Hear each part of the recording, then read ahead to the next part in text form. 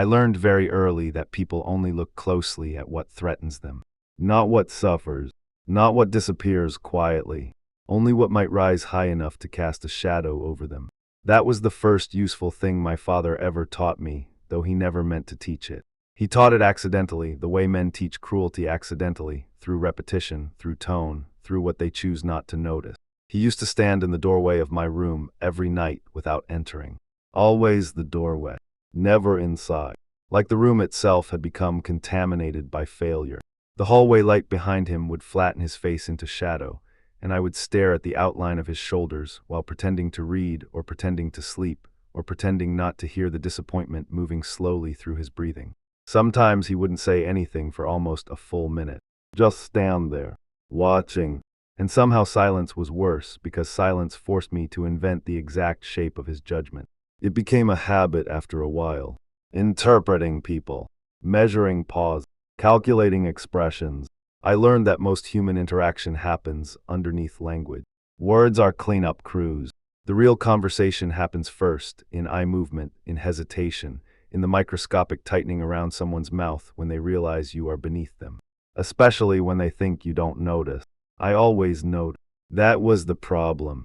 The rain had started before dawn that morning, thin and metallic against the apartment windows, and by 8 the entire city looked submerged in a kind of gray exhaustion.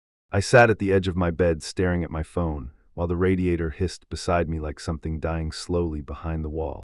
3 unread messages, 2 overdue notices, 1 voicemail from my younger sister that I still hadn't listened to because I already knew the shape of her voice before hearing it. Careful, measured, trying not to sound desperate, which meant she was. I rubbed my thumb against the cracked edge of the phone case and kept staring at the notifications without opening them. There was comfort in postponement. Reality became heavier the moment language touched it. Outside, somewhere below the apartment, a truck reversed with that repetitive electronic scream that always sounded strangely human. The sound echoed upward through wet streets and concrete corridors and into my chest. Everything echoed lately. Every sound lingered too long. Every silence felt staged.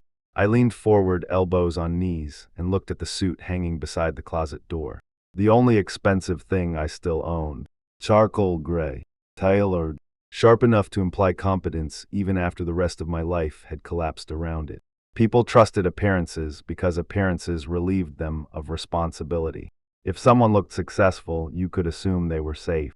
If someone looked broken, you could dismiss them before they complicated your day. And if someone looked ordinary enough, invisible enough, you could move through the center of everything unnoticed. That realization changed my life. Not immediately. At first it just sat inside me like a seed in dark soil. Then it started growing teeth. The investment firm occupied the top 14 floors of a glass tower downtown that reflected the storm clouds so perfectly the building almost disappeared into the sky. I remember standing across the street that first morning after my promotion and watching employees disappear through the revolving door. Umbrellas folding, leather shoes flashing through puddles, everyone moving with the same rehearsed urgency wealthy people cultivate to convince themselves their time is uniquely valuable. I should have felt proud. 29 years old, senior acquisitions analyst, fastest promotion track in company history. That was what people said. But achievement is strange when you grow up around emotional famine.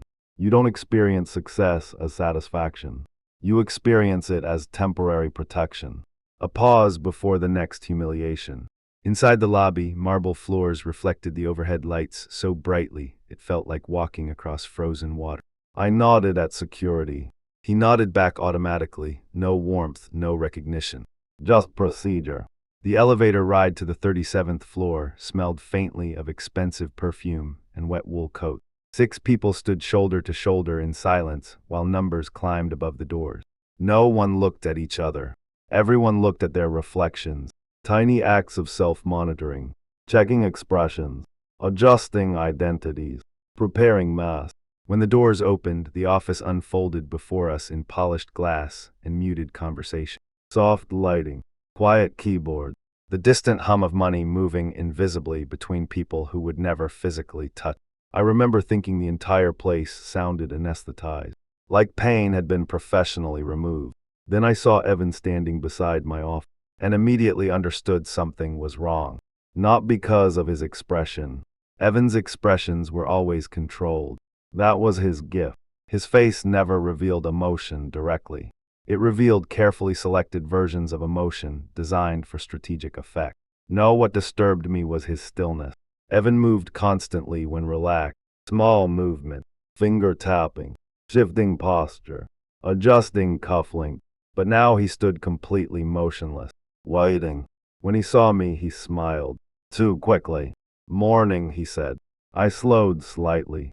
You look terrible, thanks. What happened? He exhaled through his nose softly. That tiny exhale. I still remember it because it carried something underneath it. Something restrained. Almost excited. They want to see us upstairs, us. Not you. Us. Already my stomach tightened. Not sharply. Slowly.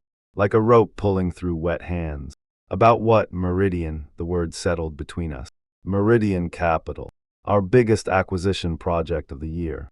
6 months of negotiations, projections, restructuring models, debt concealment strategies disguised as optimization architecture. I had built most of the forecasting system personally. I stared at him. What happened? Another pause. Tiny. Precise. Then he shrugged. That's what we're about to find out, but something inside me shifted then. Instinct. Kind animals feel before storms. Because Evan wouldn't have shrugged if he were worried. He only performed casualness when he already knew the outcome. The conference room upstairs was too cold. That's the first thing I remember after entering. Aggressively cold. The kind of temperature designed to keep people alert and uncomfortable during negotiation. Rain crawled down the massive windows overlooking the city, while 6 executives sat around the table, pretending not to study us too carefully. Pretending. Everything in finance is pretending. Pretending greed is intelligent. Pretending exploitation is efficiency. Pretending morality becomes sophistication once enough zeros appear beside it. Martin Hale sat at the head of the table with both hands folded neatly before him. Managing director. 62 years old. Perfect silver hair. Eyes like polished stone. He gestured toward the empty seat. Sit, no greeting. Interesting. I pulled out a chair beside Evan and sat carefully while my pulse thickened behind my rib. Not panic. Calculation. My brain had already started reviewing possibility. Data leak. Compliance issue. Client complaint. Forecast deviation. The human mind becomes frighteningly fast when survival enters the room. Martin looked at me first. Not Evan. Me. And immediately I understood. The realization arrived before language did. Like stepping onto ice and knowing it will crack 1 second before hearing the sound. Daniel, Martin said quietly, we have a problem. The room remained perfectly silent after that sentence. Not normal silent. Intentional silent. Everyone waiting to see how I would react. I kept my face neutral. What kind of problem? Martin slid a folder across the table. Not toward us. Toward me. Specificity matters. I opened it slowly. Pages. Printout. Transaction record, internal authorization log, and there near the center, my credentials, my access approval, my digital signature, attached to transfers I had never made. For a moment my brain simply refused to process it. Not denial, something stranger, like watching reality rearrange itself incorrectly. I blinked once, twice. The fluorescent lights above us hummed softly. Someone shifted in their chair. I heard rain against glass. I heard my own breathing becoming shallower. Then Martin spoke again. These transactions occurred over a 3-week period. I looked up slowly. What transactions? His eyes never moved. Unauthorized reallocations tied to Meridian Shell assets. The sentence entered me physically. I felt it, like cold water spreading under skin. That's impossible, Evan finally spoke, softly, reluctantly, as if helping me understand something painful. Your credentials authorized them. I turned toward him. And there it was. Not guilt, not triumph, something much worse. Relief. Relief that the disaster had found another home. I stared at him too long. Long enough that his expression flickered almost invisibly. People hate prolonged eye contact when they're lying. Because maintaining deception requires rhythm, and uninterrupted observation disrupts rhythm. I didn't authorize anything, I said carefully. Martin folded his hands tighter. The forensic team disagrees. The forensic team. Already completed. Already decided. Something inside my chest began collapsing inward with terrible slowness.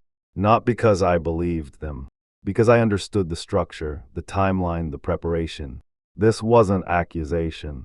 It was presentation. A finished narrative. And suddenly every small memory from the previous month began rearranging itself into new shape. Evan insisting on shared access protocols. Late-night revisions. Unexpected compliance reviews. Conversations that felt slightly too documented. Tiny details. Tiny invisible hooks buried beneath ordinary moments. My mouth felt dry. I looked around the room. No one met my eyes for long. Because eye contact creates responsibility. And responsibility was dangerous now. I want legal representation present, I said. Martin nodded immediately. Too immediately. Of course, which meant they expected that too. Every step anticipated. Every reaction already absorbed into the architecture of the trap. My heartbeat became louder. Or maybe the room became quieter. I couldn't tell anymore. Evan leaned slightly toward me. I know this is hard, that sentence.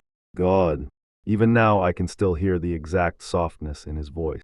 Performed compassion. The cruelest kind.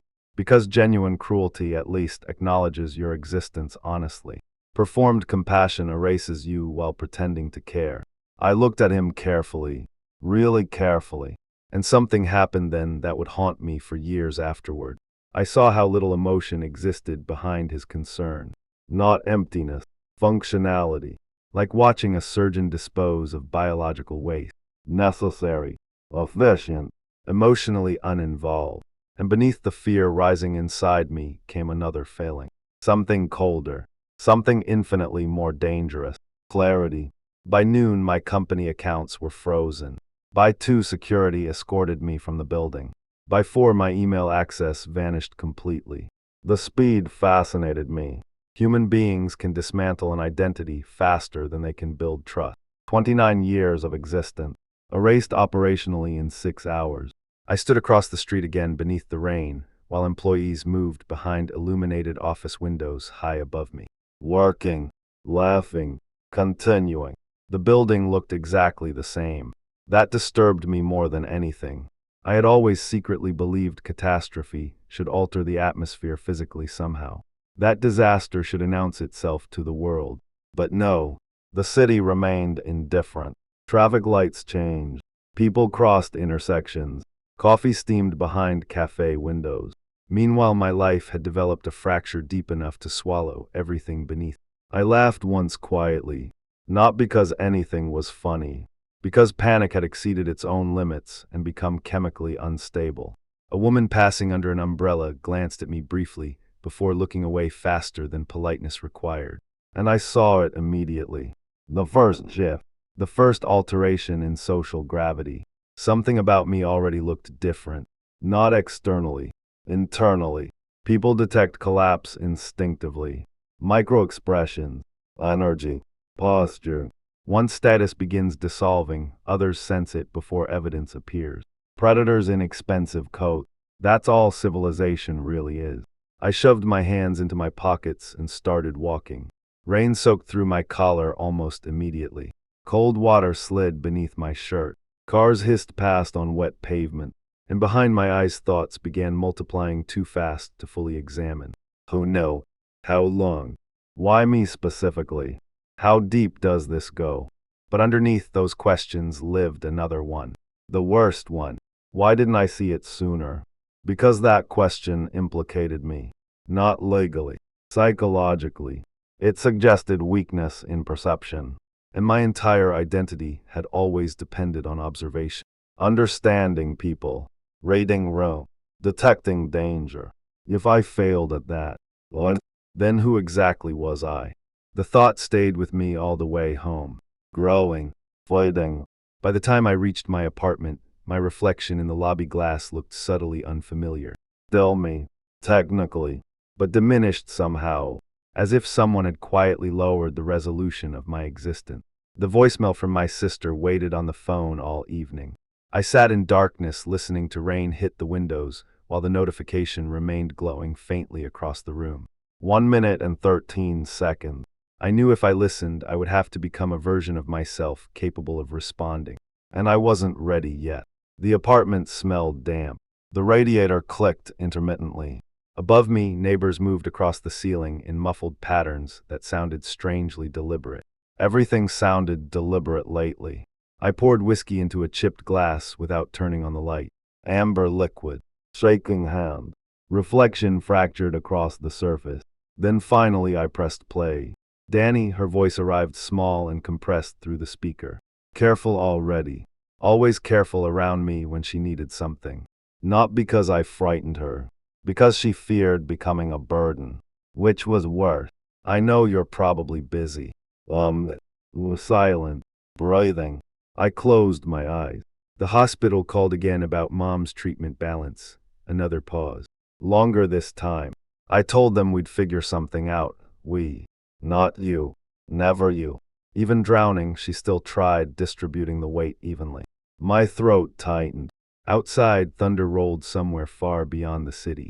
What? Call me when you can, okay? The message ended.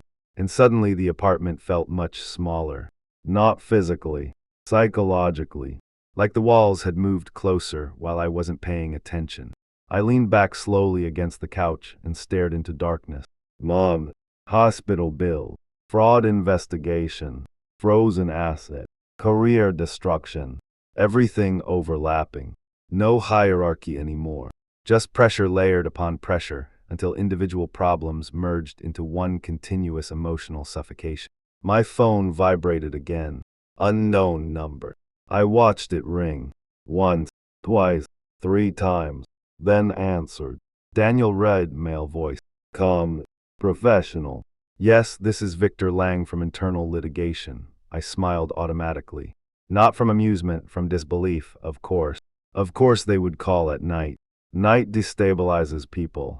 Makes them easier to manage. We need to discuss your cooperation moving forward. Cooperation. Such a clean word. Like polishing blood off concrete. I said nothing. Victor continued. If you assist us fully, there may be opportunities to minimize exposure. Exposure. Another clean word. My fingers tightened around the glass. What exactly are you accusing me of? A brief pause. Tiny. Measured. Then. Daniel, I think you understand the seriousness already. There it was again. That tactic. Forcing me to participate in my own psychological containment. If I accepted the premise emotionally, I became easier to control narratively. I stood slowly and walked toward the window. Rain distorted the city lights outside into smeared gold and white. I didn't do this, Victor sighed softly. Not frustrated. Sympathetic. Strategic sympathy. The evidence is extensive, my jaw tightened. Evidence. Not truth. Evidence. Important distinction. Behind me, the apartment creaked softly. Old pipe. Settling wood. But suddenly every sound felt invasive. Observe. I lowered my voice unconsciously. What do you want? We want honesty. No. They wanted simplicity. A guilty person closes systems efficiently. An innocent person complicates them. That's what frightened organizations most. Complexity. I pressed my forehead lightly against the cold window. And for one strange second, I saw myself reflected in the glass layered over the city beyond. A ghost superimposed over thousands of illuminated windows. Invisible among invisible people.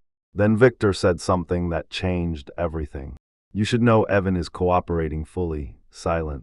Absolute silence. Even the rain seemed farther away suddenly. Not because the information shocked me. Because of how precisely it confirmed my suspicion. Evan wasn't merely surviving this. He was helping construct it. I swallowed carefully. What did he say? I think that conversation can wait until tomorrow, of course. Withholding specifics maintains leverage. I understood the game now. Finally. Too late. But clearly. You already decided I'm guilty, I said. Victor didn't answer immediately. And that silence revealed more than language could. Because innocent people receive questions. Guilty people receive procedures. When he finally spoke, his voice softened further. almost paternal. Daniel, what? People in your position sometimes make desperate decisions. People in your position. Meaning financially strained. Meaning vulnerable. Meaning expendable. My eyes drifted toward the unopened overdue notices on the kitchen counter. He knew. Of course he knew. Background investigations. Financial profiling. Stress analysis. They had mapped my weaknesses long before accusation began. Suddenly I understood something horrifying. This wasn't random selection. I had been chosen because my collapse would appear believable. And the moment that realization fully entered me, something deep inside my identity shifted permanently. Because I stopped seeing myself as a person and started seeing myself as an object within systems. Movable, replaceable, useful. I whispered almost to myself, you needed someone disposable. Victor paused. First genuine pause yet. Interesting. Then he said quietly, I think you should get some rest. The line disconnected. I stood motionless in darkness, holding the dead phone against my ear, while rain crawled endlessly down the glass. And for the first time in my life, I experienced the terrifying freedom of understanding I no longer had anything stable left to protect. Not reputation, not career, not future, nothing. The human mind behaves differently after that realization. More honestly, more dangerously. I looked again at my reflection in the window. Same face, same eyes, but something essential had loosened underneath, like bolts unscrewing quietly inside a machine. And somewhere deep beneath the fear, buried underneath humiliation and dread and exhaustion, another emotion slowly opened its eyes. Not hope, never hope, something sharper, something patient. Because once people decide you are powerless, they stop watching you carefully. And invisibility, I would eventually learn, is the most expensive thing in the world. I didn't sleep. That would sound dramatic if it weren't so physically true. Sleep requires surrender, and surrender had started feeling indistinguishable from death. So I remained awake inside the apartment, while the city darkened by degrees beyond the windows. Rainwater crawled down the glass in slow vertical lines that caught fragments of streetlight and stretched them into something distorted and nervous. Midnight passed quietly. Then one. Then two. Time stopped behaving normally after enough pressure accumulated. Minutes thickened. Thoughts repeated themselves with microscopic variation. Every conclusion reopened itself for inspection. I sat at the kitchen table with the overhead light off and the laptop screen illuminating the apartment in pale blue fragments while I reviewed old transaction logs for the 5th time. Or the 8th. I wasn't sure anymore. Coffee gone cold beside my elbow. Shoulders locked tight. Eyes burning. I kept scrolling through authorization records and communication chains and archived compliance reports searching for something specific without fully knowing what it was. Not proof. Proof is Klein. Life never is. I was searching for asymmetry. Tiny distortions in pattern. Human error hidden beneath deliberate construction. Because lies become unstable eventually. The effort required to maintain consistency always creates pressure fractures somewhere. That belief became oxygen. Without it, I would have collapsed completely. Outside, a siren moved somewhere through wet streets, distant and rising and fading again like an animal crying through fog. I rubbed both hands over my face slowly. The skin beneath my eyes felt bruised. Every muscle in my jaw ached from clenching unconsciously. Then I saw it. Not dramatic. Not cinematic, a timestamp. That was all. A timestamp attached to an internal access relay. 313 AM. A remote authentication request routed through my credentials from inside the executive subnet. I stared at it. Once, twice, then leaned closer. The executive subnet required dual clearance. I never had dual clearance, which meant someone higher authorized the access path manually. My pulse began thickening again. Not relief. Danger. Because now the structure became visible enough to threaten someone. I opened another archive. Cross-referenced authorization chains. Another discrepancy. Then another. Small thing. Almost invisible things. Suddenly the narrative no longer aligned perfectly. And once imperfection appears inside deception, the entire architecture starts vibrating. I sat back slowly. The apartment felt unnaturally quiet. Even the radiator had stopped. I became aware of my breathing again. Too shallow. Too fast. A strange pressure gathered behind my eyes, not emotion exactly, but overstimulation. The brain overheating from excessive vigilance. Then my phone buzzed. Unknown number. Again. I stared at it for several seconds before answering. Hello, silence. But not empty silence. Breathing. Very faint. Then, you should stop digging, a woman's voice. Low. Controlled. Not threatening loudly. Threatening carefully. Every nerve in my body tightened instantly. Who is this? You're making this worse. The line crackled softly. Traffic noise somewhere behind her. My heartbeat became suddenly violent. How did you get this number? You think they only prepared one version of this? The words settled slowly into me. Prepared. Not reacted to. Prepared. I stood from the table too quickly, chair scraping hard against the floor. Who are you? Another pause. Then, you still think this is about money? Click. Disconnected. I stared at the phone. The silence afterward felt massive. Not absent. Present. Like something had entered the room invisibly. I looked toward the windows instinctively. Dark glass. Rain. Reflections. Nothing else. But paranoia changes spatial perception first. Corners deepen. Shadows gain intention. Every sound acquires possible meaning. I walked through the apartment checking locks, even though I already knew they were locked. Front door. Windows. Bathroom. Meaningless rituals. The body trying to create artificial control. Then I stopped in the hallway and suddenly realized something horrifying. I couldn't remember the last time I had felt safe. Not calm. Safe. The distinction mattered. Because calm can be manufactured temporarily. Safety cannot. I leaned against the wall slowly and closed my eyes. Immediately thoughts began moving again. Not in sentences anymore. Fragment. Evan cooperating fully. You were chosen. People in your position. Stop digging. Not about money. My chest tightened hard enough to hurt. I slid down the wall until I was sitting on the floor. The apartment smelled faintly metallic suddenly. Or maybe stress alters smell perception. I didn't know. My own thoughts no longer felt trustworthy. That was the worst part. Not fear. Erosion. The gradual inability to distinguish instinct from paranoia. I pressed both palms against my eyes until colored pressure bloomed behind them. Then my phone vibrated again. This time it was my sister. I almost didn't answer. Not because I didn't love her. Because I did. And love becomes unbearable when you're collapsing internally. It forces you to observe the damage spreading outward. Still I answered. Hey, immediately I heard it in her silence. She knew something was wrong. How long have you been awake? I laughed softly before I could stop myself. Is it that obvious? You sound. Well, she hesitated. Careful again. Always careful. Danny, what happened? I walked slowly back toward the window. Rain still falling. Endless. I lost my job, not technically accurate anymore, but simpler. Her breathing changed. A tiny intake. Then quiet. Not judgment. Calculation. Hospital bill. Rent. Consequences unfolding silently behind her eyes. I'm sorry, she whispered. And something inside me twisted painfully, because she sounded guilty for needing help at exactly the moment I became unable to provide. That kind of guilt destroys people slowly. I'll figure it out, I said automatically. The lie came so naturally it frightened me. Because part of me believed it while speaking. Another part already knew I was disintegrating.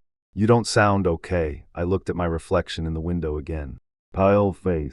Dark circles beneath the eyes. A man standing inside a dim apartment talking to someone he loved, while psychologically unraveling by inches. I'm tired, that's not what I mean, no. Of course not. Silence stretched between us. Then she asked quietly, did you do something? The question entered me like cold metal. Not because she believed I was guilty. Because even she could imagine it. I closed my eyes slowly. And for one terrible second, I understood how quickly identity mutates once suspicion attaches itself to your name. People don't need certainty. Only possibility. I didn't do this, I whispered. A long pause followed. Then, I know, but she sounded afraid anyway. Morning arrived without feeling earned. Gray light seeped gradually into the apartment while I sat motionless beside the window, still wearing yesterday's clothes. My body felt detached from itself, too light in some places, too heavy in others. The mind begins separating under sustained pressure, not dramatically, quietly, like fabric threads loosening one by one. I showered eventually because routine still mattered psychologically. Tiny rituals preserving the illusion of continuity. The water came out lukewarm. I stood beneath it longer than necessary, watching steam gather faintly along cracked bathroom tiles, while thoughts repeated themselves in exhausted circles. Not about money. What did that mean? What else could it be? Control, protection, corporate containment, something larger. The uncertainty became corrosive because the human brain tolerates pain better than ambiguity. Ambiguity multiplies itself. After dressing, I returned to the kitchen and reopened the files. More timestamp, more discrepancies, patterns emerging. Not enough for public exposure, enough for danger. Then another realization arrived. Slowly, carefully. If they framed me this efficiently. What? Then someone above Martin was involved. Maybe several people. Because institutions protect themselves naturally. But coordinated sacrifice that required hierarchy. I leaned back in the chair again, and suddenly an old memory surfaced unexpectedly. My father at the kitchen table years ago.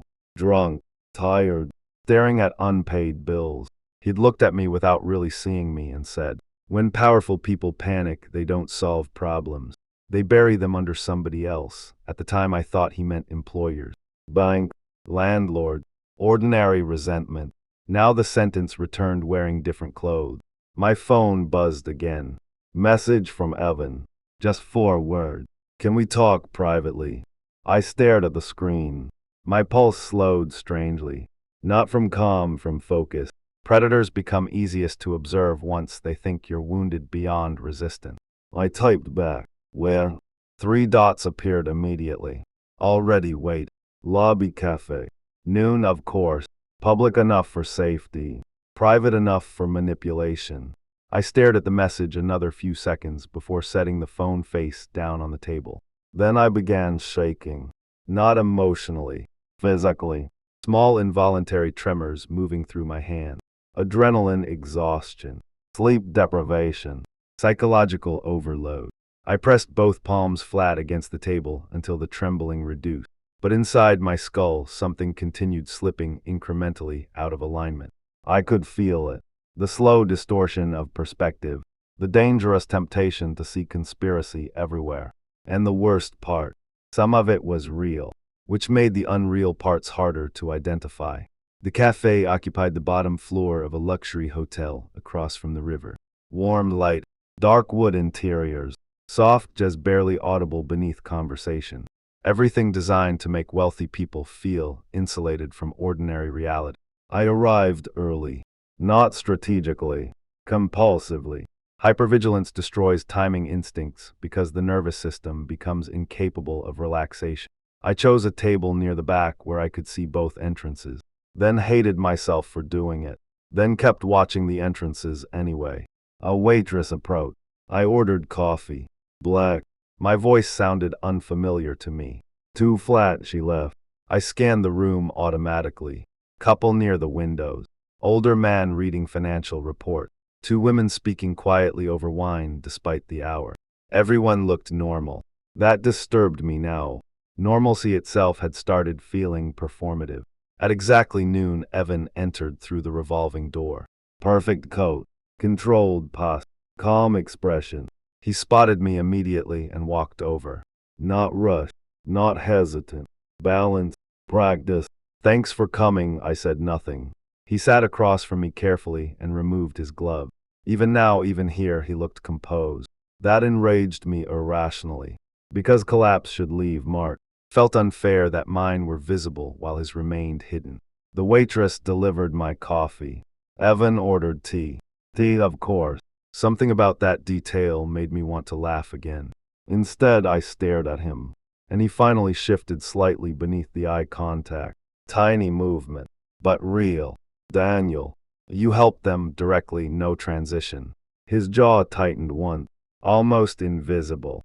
"You don't understand the situation. There it is." What? that sentence people use when they've already decided your reality is inconvenient. He exhaled slowly. You need to listen carefully, no apology. Interesting. Not even pretend remorse. Only management. I leaned back slightly. The cafe suddenly felt overheated. What exactly did you tell them? His eyes held mine for several seconds, then drifted briefly toward the surrounding tables. Checking privacy. Checking witnesses. Finally, he said quietly, I told them you were under pressure. My chest tightened. Pressure financially, there it was again. The architecture, the narrative. Not evil mastermind. Desperate employee. Believable corruption. Human weakness packaged cleanly enough for institutional digestion. I trusted you, the words escaped before I could stop them. And immediately I regretted them because vulnerability alters power dynamics. Evan's expression changed slightly. Not guilt. Something closer to discomfort, which meant some part of him still remembered being human. I tried to protect you, I stared at him. Actually stared, studying the microscopic movements around his mouth, the tension in his neck, the precise restraint in his tone. And suddenly I understood. Not fully. Enough. You're scared. His face became still. Too still. I leaned forward slightly. Who's above this? Lower your voice. Who? A muscle flickered in his jaw. First genuine crack. Daniel, you need to stop. Why? Because you're not seeing the scale correctly. The scale. Again with scale. My heartbeat accelerated. Not from fear now, from proximity. I was near something, a truth or madness. Possibly both. What did they threaten you with? He looked away briefly. Only briefly. But there. Finally there. Fear. Real fear. When he looked back, his voice had lowered almost to a whisper. You think this ends if you prove you're innocent? The question froze something inside me. Because innocence had been my objective. Until that exact moment. And suddenly I realized innocence might not matter operationally anymore. The system already moved. Momentum already existed. Narratives once deployed resist correction violently. Evan leaned closer. You need to disappear for a while, I almost smiled. Disappear, I'm serious. No, you're terrified. His expression hardened immediately. There are people involved here you don't understand. Then help me understand. Another silence. Heavy. Dense. Then he whispered. You were never supposed to look back. The sentence landed inside me with strange weight. Not because it clarified anything, because it confirmed everything. I studied him carefully, and for the first time since all this began, I saw exhaustion beneath his composure. Tiny cracks around the eyes, sleep deprivation, pressure. He wasn't controlling this comfortably. He was surviving it, just differently than I was. How long? I asked quietly. His eyes lowered toward the untouched tea. A while. How long have they been building this? He rubbed his thumb once against the cup. A nervous jest. First one I'd ever seen from him. Then, you should have taken the severance. I felt cold immediately. Physically cold. Because I had been offered a quiet exit package 3 months earlier, after questioning irregular offshore structures during Meridian Review. I'd refused. At the time it felt like professional retaliation. Now it looked like an escape route I failed to recognize. Cafe noise seemed farther away suddenly. Muted. Distorted. Like my hearing had moved underwater. Evan looked at me carefully, and in a very soft voice, almost compassionate now, he said, You still think you're the main character in this? The sentence hollowed something inside me. Because deep down, beneath rage and fear and obsession, I knew he might be right. Maybe I wasn't being destroyed personally. Maybe I was just structurally convenient. An interchangeable component caught beneath machinery too large to perceive fully. The thought made reality feel unstable. Like the floor beneath existence had tilted a few degrees without warning. I stood abruptly. The chair scraped hard across the floor. Several people glanced over. Evan's eyes sharpened instantly. Sit down, I laughed quietly. And the sound frightened even me. Because there was almost no emotion inside it anymore. You know what the worst part is, Daniel? The worst part is I can't tell if I'm finally seeing clearly. What? Or losing my mind. His expression changed then. Not fear for himself, fear for me. And somehow that felt unbearable. I stepped backward from the table. He stood too. Fast. Don't do anything stupid. There it was. The final reduction. Not truth, not justice, risk management. I looked at him one last time. At the immaculate coat, the controlled breathing, the exhaustion hidden beneath expensive composure. And I realized something quietly devastating. He had already accepted the system internally, accepted survival as morality, accepted compromise as intelligence. Maybe everyone eventually does. Maybe adulthood is just the gradual surrender of outrage. I turned and walked toward the exit. Behind me, he called my name once. I didn't stop. That night, the city looked diseased. Not metaphorically, actually diseased. Streetlights bleeding through fog, rainwater trembling in gutters, windows glowing like fever symptoms across dark buildings. I walked for hours without direction. Or maybe direction existed beneath conscious thought. My mind had become layered strangely now. Service thought, hidden thought, intrusive thoughts arriving without permission. At one point I realized I'd been clenching my teeth, so hard my gums were bleeding slightly. I tasted metal, kept walking. People passed me beneath umbrellas without recognition. Invisible, completely invisible. And gradually something terrifying began happening. The invisibility stopped hurting, then started feeling powerful, no expectations, no reputation left to maintain, no identity stable enough to lose further. Just movement, observation, freedom through social death. The realization spread through me slowly and warmly like alcohol entering an empty bloodstream. A dangerous warmth. I stopped beneath an overpass while traffic thundered overhead. Concrete columns dripping rainwater. Graffiti dissolving under moisture. The entire space smelled of wet cement and engine smoke. And standing there in the half-darkness, I suddenly understood why some people never return psychologically after collapse. Because eventually the breakdown begins simplifying things. Pain narrows perception. Humiliation burns away unnecessary social instinct. You stop asking whether the world is fair. You start asking whether fairness ever existed outside performance. My phone buzzed again. Unknown number. I answered immediately this time. Silence. Then the same woman's voice. You met him, not a question. I looked slowly around the empty underpass. Who are you? You need to leave the city. I'm not running. A faint sound. Almost a laugh. No. You still don't understand. Thunder rolled overhead or traffic. I couldn't tell anymore. My thoughts felt grainy, like damaged film. What is this really about? A pause. Long enough that I thought she'd disconnected. Then finally. Sometimes organizations feed people to the public, so the public never asks larger questions. Cold moved through my body again. What larger questions? But already I knew she wouldn't answer. And she didn't. Instead, she said softly, "They picked you because you knew how to disappear emotionally." My mouth went dry. "How do you know me?" Another silence. Then, "Because I was you once." The line disconnected. I stood motionless beneath the dripping concrete while vehicles roared invisibly overhead. And something inside my mind shifted for the last time. Not snap, shifted. A subtle but permanent realignment. Because suddenly every interaction from the past several years looked different. Every promotion, every evaluation, every psychological profile disguised as mentorship. Had they really selected me because I was isolated enough to absorb blame cleanly? Or had paranoia finally consumed me completely? I couldn't tell anymore. And that was the true collapse. Not losing money, not losing career, losing certainty in your own perception. I looked down at my reflection, trembling faintly in a rain puddle near my shoes. Distorted face, broken by ripples, barely recognizable. Then a strange thing happened. I smiled, not because I was happy, because for the first time in my life, I no longer needed anyone to believe I mattered. The city continued moving around me, indifferent, massive, hungry, and somewhere inside that endless machinery, my old identity finally loosened completely and drifted away soundlessly into the dark.